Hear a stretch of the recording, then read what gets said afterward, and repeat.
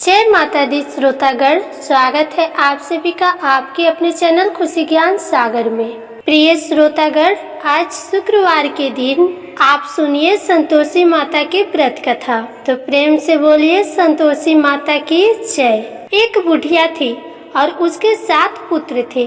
6 कमाने वाले थे, एक निकम्मा था। बुढ़िया माँ 6 पुत्रों की रसोई बनाती, भोजन कराती और पीछे से जो कुछ बचता सो 7वें को दे देती थी। परंतु वह बड़ा भोला भाला था, मन में कुछ विचार न करता। एक दिन अपनी बहू से बोला, देखो मेरी माता का मुझ पर कितना प्यार है। वह बोली, क्यों नहीं, सबका जूठा बचा हुआ तुमको खिलाती है। वह बोला, भला ऐसा भी कहीं हो सकता है? मैं अपनी आंखों से जब तक देख न लूं मान नहीं सकता। बहू ने हंसकर कहा, तुम देख लोगे तब तो मानोगे। कुछ दिन बाद बड़ा त्योहार आया।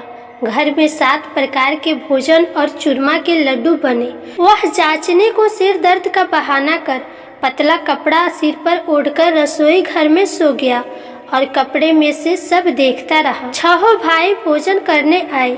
उसने देखा माँ ने उनके लिए सुंदर सुंदर आसन बिछाए हैं, 7 प्रकार की रसोई परोसी है। वह आग्रह करके जिमाती है। वह देखता रहा। 6 भाई भोजन कर उठे। तब माता ने उनकी जूठन थालियों में से लड्डुओं के टुकड़ों को उठाया और एक लड्डू बनाया। जूठन साफ करके माँ ने पुकारा, उठो बेटा, 6 भाई भोजन कर गए, अब तू ही बाकी है, उठना, कब खाएगा? वह कहने लगा, माँ मुझे भोजन नहीं करना, मैं परदेश जा रहा हूँ। माता ने कहा, कल जाएगा तो आज ही जा। वह बोला, हाँ हाँ आज ही जा रहा हूँ। यह कहकर वह घर से निकल गया। चलते समय बहू की याद आई। वह गौशाला में उबले थाप रही थी। वहीं जाकर उससे बोला, मेरे पास तो कुछ नहीं, यह अंगूठी है, सो ले लो और अपनी कुछ निशानियाँ मुझे दो। वह बोली, मेरे पास क्या है, यह गोबर भरा हाथ है। यह कहकर उसकी पीठ में गोबर के हाथ की थाप मार दी। वह चल दिया। चलते चलते दूर देश में पहुंचा। वहां पर एक साहूकार की दुकान थी। वहां जाकर कहने लगा, भाई मुझे नौकरी पर रख लो। साहूकार को जरूरत थी। बोला, रह जा। लड़के ने पूछा, तनख्वाह क्या दोगे? साहूकार ने कहा, काम देखकर दाम मिलेगा। साहूकार की नौकरी मिली। वह सवेरे 7 बजे से रात तक नौकरी बजाने लगा। कुछ दिनों में दुकान का सारा लेन देन, हिसाब किताब, ग्राहकों को माल बेचना, सारा काम करने लगा। साहूकार के 7-8 नौकर थे। वे सब चक्कर खाने लगे कि यह तो बहुत होशियार बन गया है।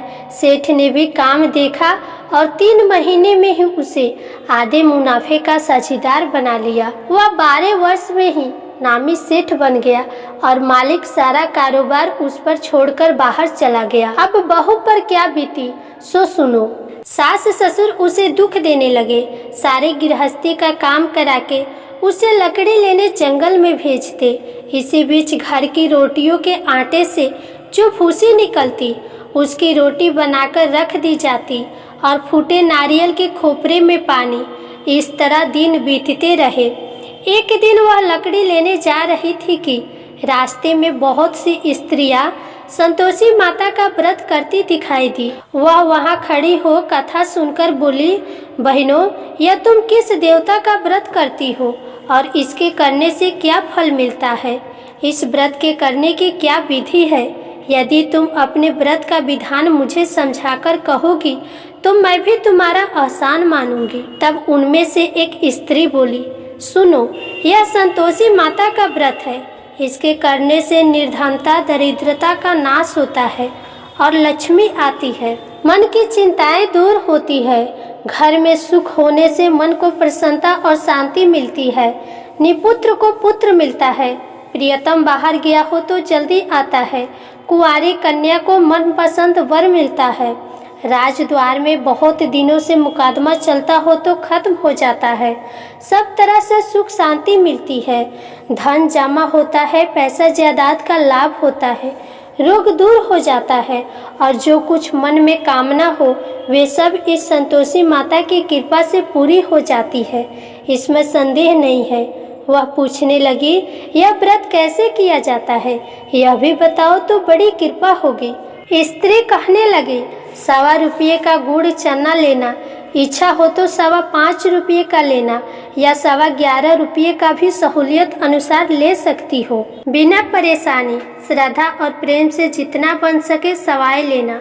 1.25 रुपये से 5.25 रुपये तथा इससे भी ज्यादा शक्ति और भक्ति अनुसार लेना। हर शुक्रवार को निराहार रहकर कथा कहना व सुनना, इसके बीच क्रम टूटे नहीं। लगातार नियम पालन करना। सुनने वाला कोई न मिले तो घी का दीपक जला लेना, उसके आगे जल के पात्र को रखकर कथा कहना, परंतु नियम न टूटे। जब तक कार्य सिद्ध न हो नियम का पालन करना और कार्य सिद्ध हो जाने पर ही व्रत का उद्यापन करना। 3 मास में माता फल पूरी करती है। यदि किसी के खोटे ग्रह हो तो भी माता 1 वर्ष में अवश्य कार्य को सिद्ध करती है।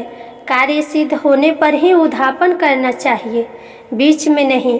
उद्यापन में 2.5 सेर आटे का खाजा तथा इसी परिणाम से खीर तथा चने का साग करना। 8 लड़कों को भोजन कराना। जहाँ तक मिले देवर जेठ भाई बंधु कुटुंब के लड़के लेना, न मिले तो रिश्तेदारों और पड़ोसियों के लड़के बुलाना, उन्हें भोजन कराना। यथाशक्ति दक्षिणा देकर माता का नियम पूरा करना। इस बात का ध्यान रखना कि उस दिन घर में कोई खटाई न खावे। यह सुनकर बुढ़िया के लड़के की बहू चल दी। रास्ते में लकड़ी के बोझ को बेच दिया। उन पैसों से गुड़ चना लेकर माता के व्रत की तैयारी कर आगे चली और सामने मंदिर देखकर पूछने लगी, यह मंदिर किसका है? सब कहने लगे, संतोषी माता का मंदिर है। यह सुन माता के मंदिर में जाकर माता के चरणों में लौटने लगी। दिन होकर विनती करने लगी, माँ मैं निपट मूर्ख हूँ, व्रत के नियम कुछ नहीं जानती, मैं बहुत दुखी हूँ। हे माता जगजननी, मेरा दुख दूर कर, मैं तेरी शरण में हूँ।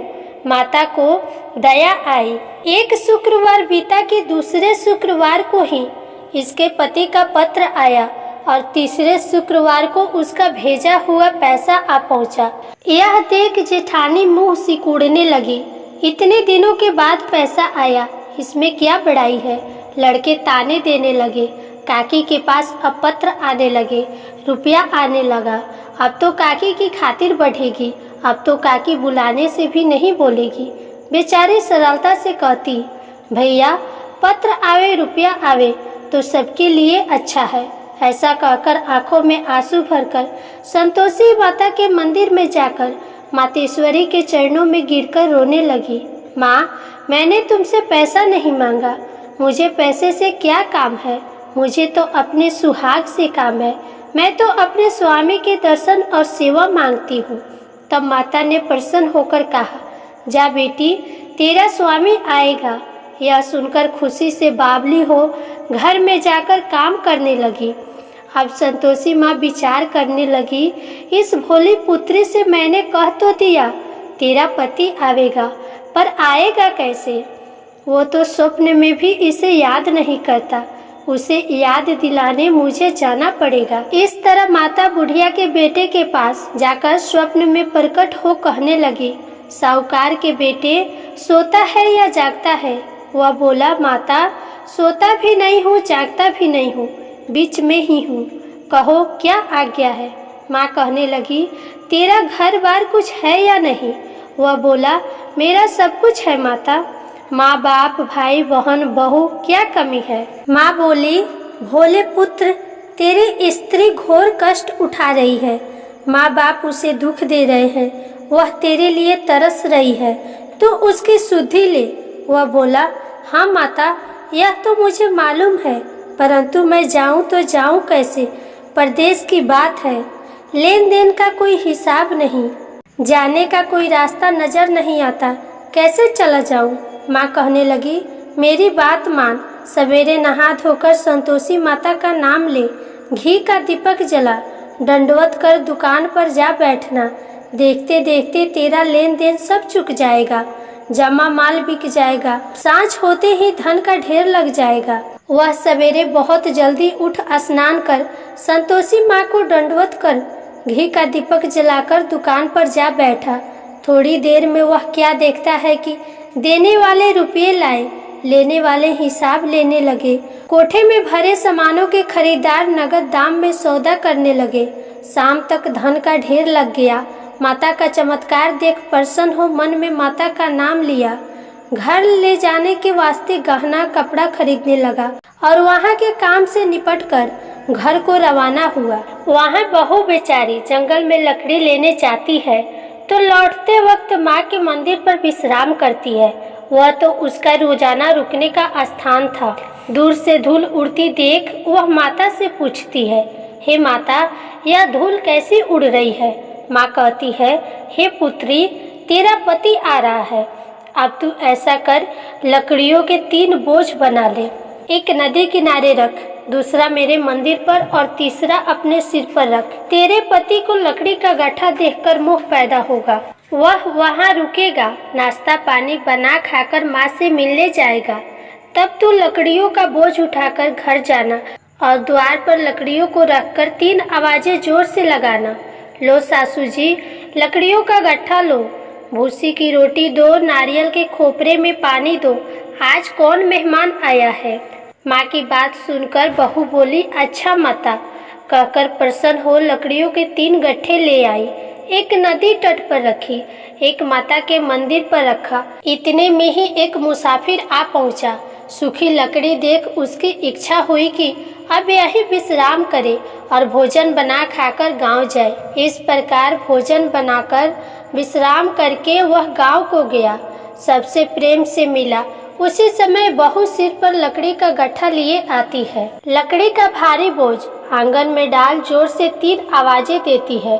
लो सासू जी, लकड़ी का गट्ठा लो, भूसी की रोटी दो, नारियल के खोपरे में पानी दो, आज कौन मेहमान आया है? यह सुनकर सास बाहर आ अपने दिए हुए कष्टों को भुलाते हुए कहती है, बहू ऐसा क्यों कहती है? तेरा मालिक ही तो आया है। आ बैठ, मीठा भात खा, भोजन कर, कपड़े गहने पहन। इतने में आवाज सुनकर उसका स्वामी बाहर आता है और अंगूठी देख व्याकुल हो माँ से पूछता है, माँ यह कौन है? माँ कहती है, बेटा यह तेरी बहू है। आज 12 वर्ष हो गए, तू जब से गया है तब से सारे गांव में जानवर की तरह इधर उधर भटकती फिरती है। काम काज घर का कुछ करती नहीं, 4 समय आकर खा जाती है। अब तुझे देखकर भूसी की रोटी और नारियल के खोपरे में पानी मांगती है। वह लज्जित हो बोला, ठीक है माँ, मैंने इसे भी देखा और तुम्हें भी देखा। अब मुझे दूसरे घर की ताले की चाबी दो, मैं उसमें रहूँगा। तब माँ बोली, ठीक है बेटा, तेरी जैसी मर्जी, कहकर ताले की चाबी बेटे को दे दी। उसने दूसरे कमरे को खोला और उसमें अपना सारा सामान जमाया। एक दिन में वहाँ राजा के महल जैसा ठाट बाट बन गया।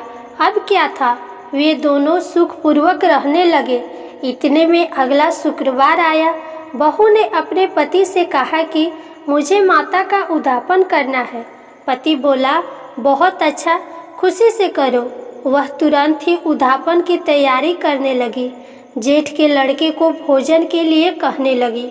उसने मंजूर किया, परंतु पीछे जेठानी अपने बच्चे को सिखलाती है, देखो भोजन के समय सब लोग खटाई मांगना, जिससे उसका उद्यापन पूरा न हो। लड़के चिमने आए, खीर पेट भरकर खाई, परंतु याद आते ही कहने लगे, हमें कुछ खटाई दो, खीर खाना हमें भाता नहीं, देखकर अरुचि होती है। बहू कहने लगी, खटाई किसी को नहीं दी जाएगी, यह तो संतोषी माता का प्रसाद है। लड़के तुरंत उठ खड़े हुए, बोले, पैसे लाओ। भोली बहू कुछ जानती नहीं थी, सो उन्हें पैसे दे दिए। लड़के उसी समय जा करके इमली लाकर खाने लगे।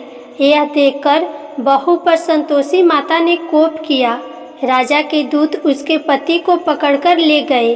जेठ जेठानी मनमाने खोटे वचन कहने लगे। लूट लाट कर धन इकट्ठा कर लाया था, सो राजा के दूत पकड़कर ले गए। अब सब मालूम पड़ जाएगा जब जेल की हवा खाएगा। बहू से यह वचन सहन नहीं हुआ।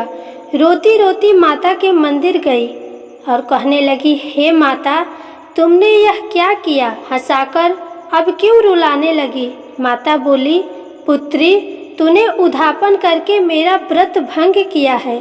इतनी जल्दी सब बातें भुलाती? वह कहने लगी, माता, भूली तो नहीं हूँ, न कुछ अपराध किया है। मुझे तो लड़कों ने भूल में डाल दिया। मैंने भूल से उन्हें पैसे दे दिए। मुझे क्षमा कर दो माँ। माँ बोली, ऐसी भी कहीं भूल होती है? वह बोली, माँ, मुझे माफ़ कर दो, मैं फिर तुम्हारा उधापन करूँगी।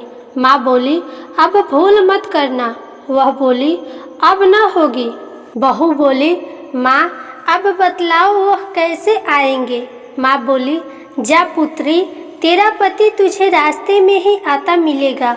वह घर को चली। राह में पति आता मिला। उसने पूछा, तुम कहाँ गए थे?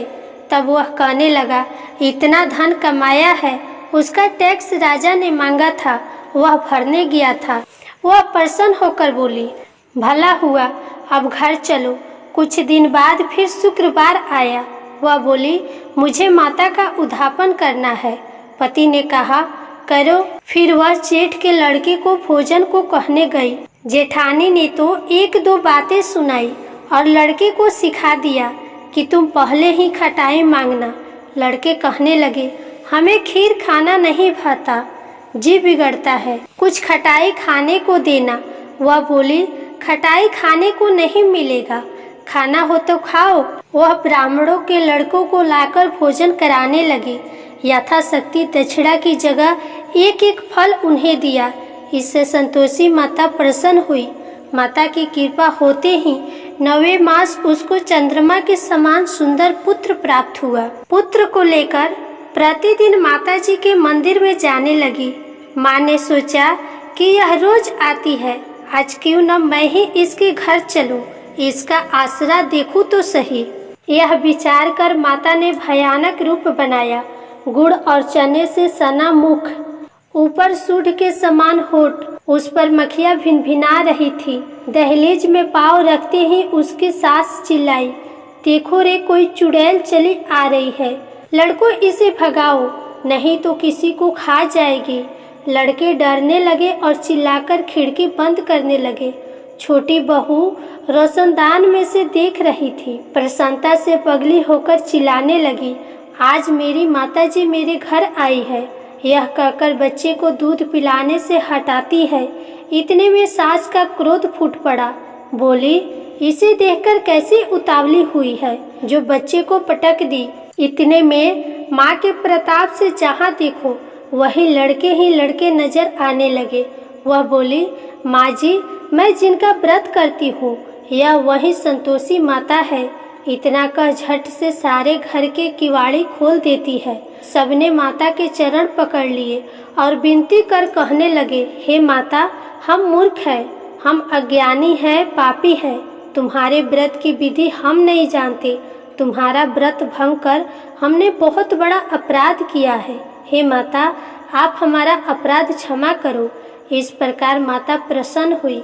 माता ने बहू को जैसे फल दिया वैसा फल सबको दे। हे संतोषी माता, कथा कहने वाले, कथा सुनने वाले तथा हुंकारा भरने वाले सब पर अपनी कृपा बनाए रखना। प्रेम से बोलिए संतोषी माता की जय।